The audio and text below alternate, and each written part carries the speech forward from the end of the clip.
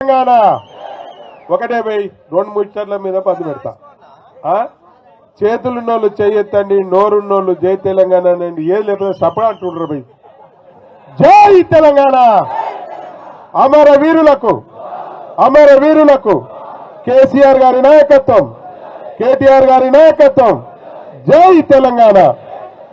ఇప్పుడు ఈ కార్యక్రమాన్ని ఏర్పాటు చేసిన జిల్లా అధ్యక్షులు, అదేవిధంగా ఈ కార్యక్రమానికి ముఖ్య అతిథిగా విచ్చేసిన పెద్దలు, గౌరవనీయులు, ఫ్యూచర్ ఆఫ్ ద తెలంగాణ మన పార్టీ వర్కింగ్ ప్రెసిడెంట్ కేటీఆర్ గారు, అదేవిధంగా మన జిల్లా మాజీ మంత్రివర్యులు, అదేవిధంగా జగదీష్ రెడ్డి గారు, అదేవిధంగా మాజీ ఎమ్మెల్యేలందరికీ, వేదిక మీద ఉన్న పెద్దలందరికీ, మండల పార్టీ అధ్యక్షులకు, అదేవిధంగా ముందున్న నూతనముగా గెలిచిన సర్పంచ్ అభ్యర్థులందరికీ, ఉప సర్పంచులందరికీ పేరు పేరున, వార్డు మెంబర్లందరికీ పేరు పేరున, అదేవిధంగా ఇక్కడికి విచ్చేసిన కుటుంబ సభ్యులందరికీ, పత్రికా మిత్రులందరికీ కూడా పేరు పేరున తల వంచి నమస్కారం తెలియజేస్తూ ఉద్యమాభివందనాలు తెలియజేస్తా ఉన్నాను.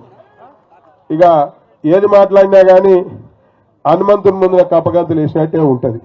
పెద్దలందా అన్ని విషయాలు మాట్లాడారు, కానీ నేను 2 విషయాలు మాట్లాడతా. ఎందుకంటే అన్నగారు బయటికి పోయేది ఉంది. ఎంత అర్జెంట్ కార్యక్రమాలున్నా మనవించి ఇక్కడికి విచ్చేసిన పెద్దలు ఉన్నారు. ఒకటే విషయం, ఈరోజు మనం తెలంగాణ సాధించుకుంది నీళ్లు, నిధులు, నియామకాలు.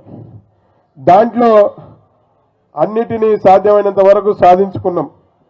మళ్ళీ అందరికీ అందే విధంగా మన గౌరవ ఆనాటి ముఖ్యమంత్రి గారు అందజేసినాడు. కానీ మళ్ళీ ఇప్పుడు ఒక బాధ ఏర్పడ్డది. ఇలా మనకు నల్లగొండ జిల్లాకు నీళ్ల కరువు. తాగునీళ్ళు ఇచ్చుకున్నాం కానీ సాగునీళ్లు లేవు. ఇలా నీళ్లు రావాలి అంటే నల్లగొండ మున్గోడుకు కానీ దేవరకొండకు కానీ రావాలి అంటే అవి పాలమూరు, డిండి ఎత్తిపోతల నుంచే మనకు నీళ్లు వస్తాయి. ఆ నీళ్లను తీసుకుంటేనే దేవరకొండ కానివ్వండి, మున్గోడు కానీ నీళ్లు వస్తాయి. కాబట్టి ఆ నీళ్ల కొరకు మనకు ఒంటె బెదలకు నక్కాశపడ్డట్టు ఆశపడతా ఉన్నాం. కానీ ఈ కాంగ్రెస్ ప్రభుత్వం వచ్చిన తర్వాత వేగంగా జరుగుతున్న పాలమూరు, డిండి పనులను నత్తనడక నడుపుతున్నా ఉన్నారు. ఇప్పుడు ఈ ప్రభుత్వం డిపిఆర్ను కేంద్ర ప్రభుత్వానికి పంపిస్తే అది వాపస్ పంపిర్రు. మరి దాని మీద ఈ ప్రభుత్వం కానీ, ఈ నల్లగొండ జిల్లాలో ఉన్న మంత్రులు కానీ, అదేవిధంగా ఎమ్మెల్యేలు కానీ నోరు మూసుకొని కూర్చున్నారు. మరి ఏం చేస్తా ఉన్నారు? ఏమనంటే మేము ఈ జిల్లాను అభివృద్ధి చేస్తాం, మేము ఏదో చేస్తామని అన్ని పొంగనాలు చెప్తా ఉన్నారు. మా దగ్గర ఒక పొంగనాల పోసిగాడు తగిలింది.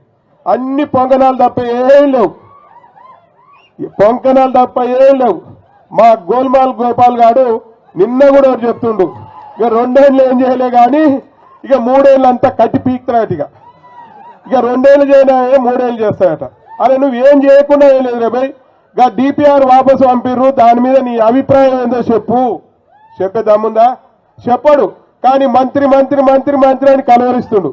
ఆ మంత్రి అవుతాడో లేకపోతే కంత్రి అవుతాడో కానీ ఆ కంత్రిగానికి ఒకటే విజ్ఞప్తి చేస్తా ఉన్నాం, డిండి పాలమూరు ఎత్తిపాతల పథకం మీద నీ అభిప్రాయం చెప్పు.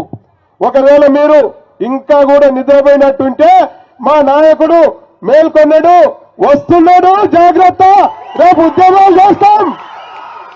ఆ ప్రాజెక్టు పనులను ఎట్లా ముందుకు తీసుకెళ్లాలో అట్లా తీసుకెళ్తాం. ఇదే మీ అందరికి ఒకటే మనవి చేస్తామని సిద్ధంగా ఉండండి. మరొక ఉద్యమానికి మనం మొదలు పెట్టవలసిన అవసరం ఉంది అతి తొందరలో అని తెలియజేస్తూ, ఇవాళ గెలిచిన సర్పంచులను ఏం చెప్తా ఉన్నారంటే మీకు నిధులు ఎక్కడ వస్తాయి? ఎవరో బిడ్డ నీకు నిధులు రాకపోతే ఊకుంటావా? గల్లబెట్టి గుంజి తీసుకొస్తాం, సంబంధిత మంత్రుల దగ్గర పోతాం, సంబంధిత మంత్రి ఏడికైనా పోతాం, పోరాటం చేసి తెలంగాణ తెచ్చుకున్న వాళ్ళం. ఈ నిధులు తెచ్చుకోవడం మాకు ఒక ఏమన్నా లెక్కనా?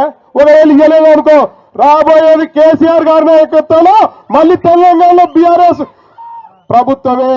అప్పుడు 2 ఏళ్ళు ఉంటాం కదా, ఆ 2 ఏళ్ళలో తెచ్చుకుంటాం. ఈ 3 ఏళ్ళు మీరు చేసేది ఏం లేదు. ఎవరు కూడా ఆధారపడవలసిన అవసరం లేదు. సర్పంచులు అందరికీ కూడా చెప్తా ఉన్నారు, అల్ల నిధులు రావు, మా పార్టీలకు రమ్మని అడుగుతా ఉన్నారు అప్పుడే.